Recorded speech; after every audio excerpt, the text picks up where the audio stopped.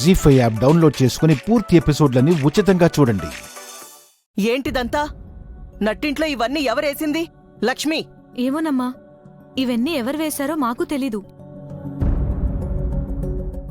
మనం బయటికెళ్ళినప్పుడు ఇల్లంతా చాలా నీట్గా ఉండాలి. ఇప్పుడేంటి ఇలా ఉంది? అసలు ఇంట్లో కూడా ఎవరు లేరు కదా.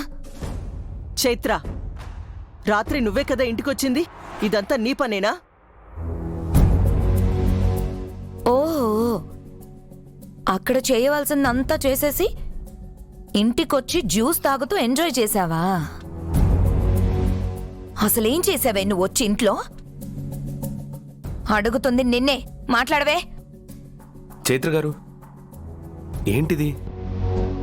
ఆనంద్ గారు, నిన్న రాత్రి ఇంట్లోకి దొంగొచ్చాడు.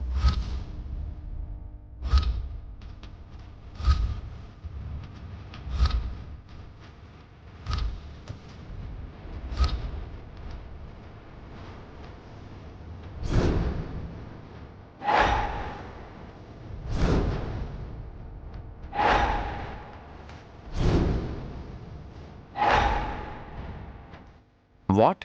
దొంగ? దొంగ రావడం ఏంటి?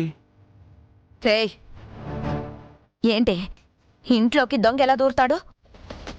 డోర్స్ అన్ని క్లోజ్ చేసేగా ఉన్నాయి, దొంగెలా వస్తాడు? ఈవిడే వచ్చి డోర్లన్నీ ఓపెన్ చేసినట్టుంది. దొంగడొచ్చి లోపలికి దూరుంటాడు.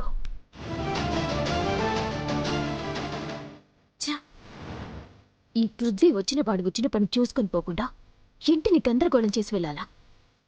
ఇంటికి విగ్రహం తీసుకెళ్ళడా లేదా? నేనేమీ డోర్ తీసి పెట్టి రాలేదు. నేను వచ్చేసరికి ఆ దొంగ ఇంట్లో ఉన్నాడు. అలా ఎలా ఉంటాడు? వేసిన తలుపులన్నీ వేసినట్టే ఉన్నాయి కదా. అవును వదినా, ఎక్కడా కనీసం తలుపులు కిటికీలు బద్దలు కొట్టినట్టు కూడా కనిపించట్లేదు. అసలు దొంగ ఎలా లోపలికొస్తాడు?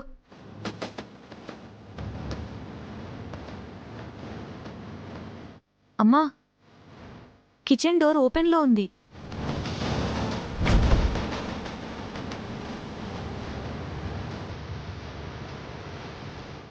అంటే కిచెన్ డోర్ పెట్టకుండానే బయటకు వచ్చేసారా అంతా?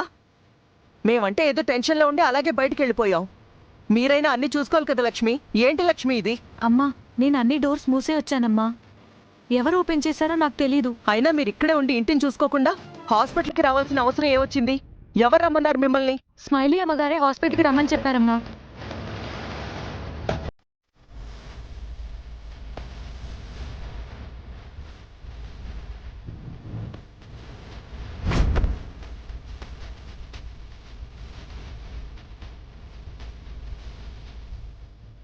స్మైలీ, నువ్వెందుకు వెళ్ళండమన్నావు?